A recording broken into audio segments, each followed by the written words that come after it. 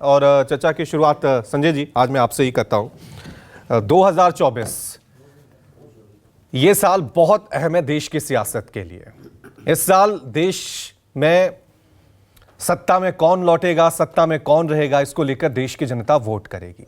लेकिन इन सब के बीच ये है कि देश की सियासत भी इस नए साल में कुछ नई हुई नजर आएगी या सिर्फ उन मुद्दों पे हम टिके रहेंगे जो पिछले कई दशकों से हमने देखा है, धर्म, जाति, इन्हीं को लेकर हम उलझते रह जाएंगे।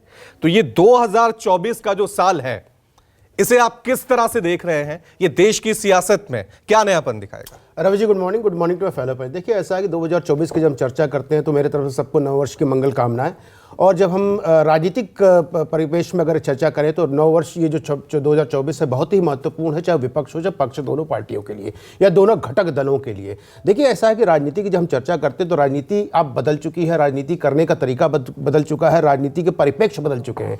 दोनों जो घटक है, चाहे इंडिया अलायंस बोल लीजिए, चाहे एनडीए बोल लीजिए, अपनी अपनी कोशिश कर रही है, अपनी अपनी तरीके से काम करने की कोशिश कर रही है कि किस तरह से सरकार बना ले। जहां तक मुद्दों की आपने प्रश्न किया, देखिए मुद्दा आजकल एकदम जनता के सामने स्पष्ट है। अगर राजनीति की बातें करें तो पुरानी राजनीति और नई राजनीति में बहुत फर्क आ चुका है। जनता जानती है कि धर्म से उठ करके जनता ही जानती है कि जात से उठ करके जनता ही जानती है कि देश के लिए वोट करना, कौन सा नेता, कौन सी पार्टी, कौन सा नेतृत्व उनके लिए अच्छा है। तो जनता आजकल सब जानती है और डिजिटल एरा है। देखिए, ऐसा है कि पहले जमाने में कुछ प्रिंट मीडिया हुआ करता था, इलेक्ट्रॉनिक्स मीडिया जिसमें हम सब बैठे, वो भी नहीं हुआ करता था उतना एग्रेसिव। लेकिन आजकल डिजिटल मीडिया है तो लोगों को जो मैं बोल रहा हूं विद इन सेकंड सबके पास पहुंच जाता है।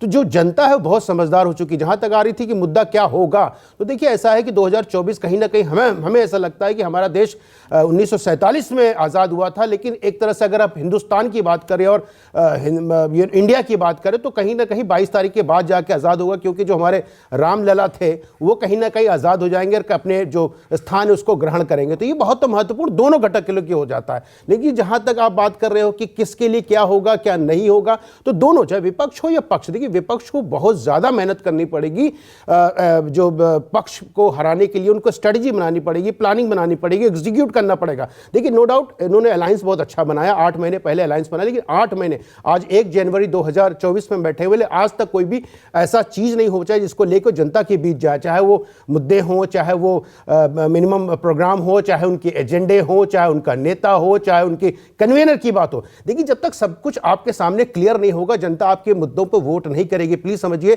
91 का एरा अलग था, 89 का एरा अलग था, 96 का एरा अलग था, लेकिन अब का एरा बहुत बदल चुका है। सारी राजनीतिक पार्टियों को अपनी चीजें अगर राजनीति एरा बदला है, लेकिन मुद्दे तो वही है ना। देखिए, अगर विपक्ष को हम देखें तो विपक्ष सामाजिक न्याय यात्रा, जाति जनगणना, और सरकार की बात करें तो अब भी धर्म और राम मंदिर। देखिए, तो मुद्दे तो वही रह गए ना। दशक बदले, साल बदले, पार्टियां बदली, लेकिन मुद्दे धर्म और जाति यही इस देश में। देखिए, ऐसा मैं 30 सेकंड में अपनी बात को खड़ा कर, देखिए जहां तक बात आ रही जाति की और जाति जनगणना की चर्चा कर रही है, देखिए जाति जनगणना की बातें 6 महीने से उठाई जा रही है, लेकिन 3 स्टेट के चुनाव हुए और किस तरह विपक्ष को मुंह की खानी पड़ी, सबको देखना पड़ा। नंबर 1। नंबर 2, अगर कांग्रेस पार्टी या विपक्ष जाति गणना की बात करती है तो बता दीजिए, आरजेडी हो, चाहे वो समाजवादी पार्टी हो या कोई भी क्षेत्रीय पार्टी, ये अपने परिवार से उठ करके किसी के लिए काम किए, अपने जाति को छोड़ करके किसी जाति का उद्यान किया? बता दीजिए, आरजेडी में कौन सा अध्यक्ष बन सकता है जो फैमिली का अलग हो, या समाजवादी में कौन सा अध्यक्ष बनता है या बना है जो परिवार से अलग हो या परिवार के चीजों से अलग माना जाता हो? यही सब चीजें महत्वपूर्ण जाति जनता देख रही है।